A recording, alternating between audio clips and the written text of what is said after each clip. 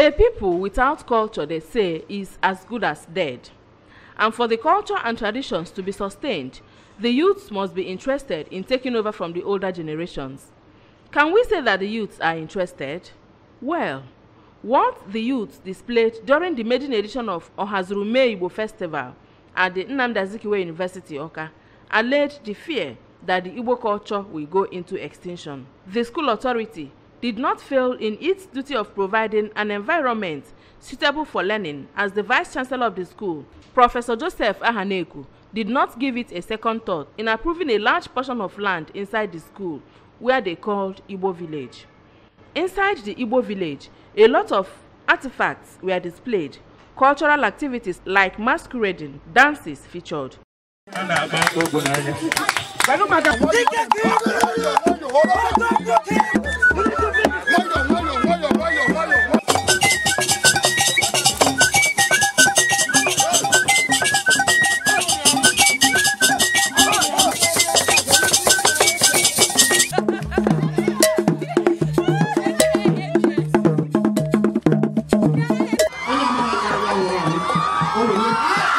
Anyone who visited the Igbo village will have a lot of stories to tell, talking about a shrine in the village and locally made ornaments used by Igbo women to look beautiful.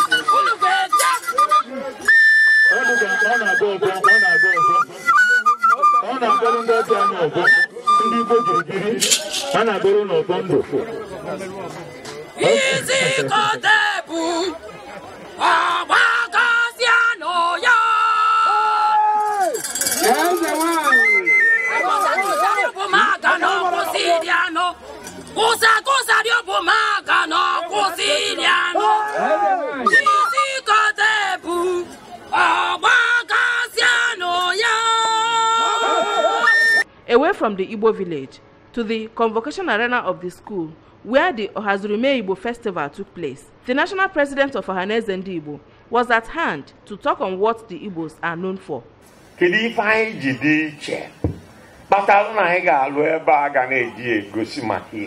Onye bụ Igbo kunie ọmara ife o ji bụrụ Igbo, mara ife akara aka bụ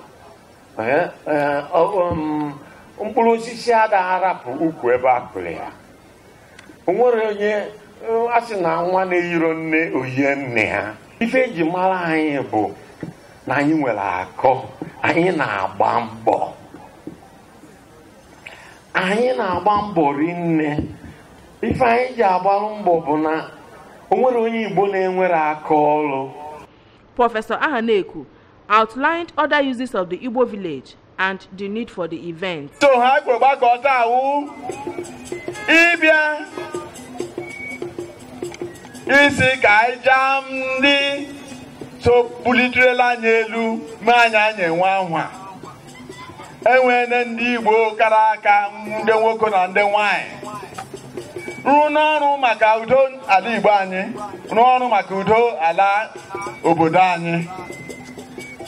Ụmụ anyị adị onye gụ akwa ihe gbasara ha, adị onye na-agba ihe gbasara ha, adị onye na-akọziri ihe, adị onye na-agba ihe sị lekwe na ndị mmadụ dị otu unu so ndụ ha unu ga-efu ndụ.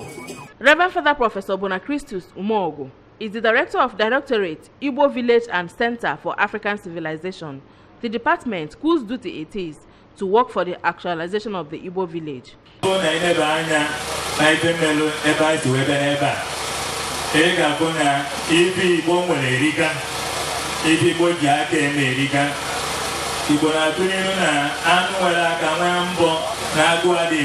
Another Catholic priest in the school and a lecturer of African traditional religion is also handy to throw more light on why culture must be sustained.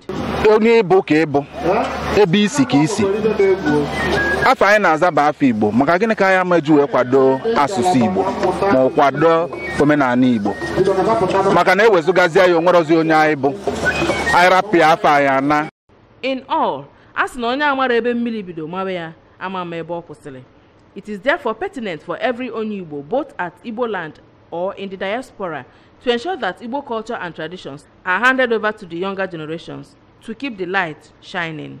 In Awka, I am Ngozi Obileri for ABS News Plus.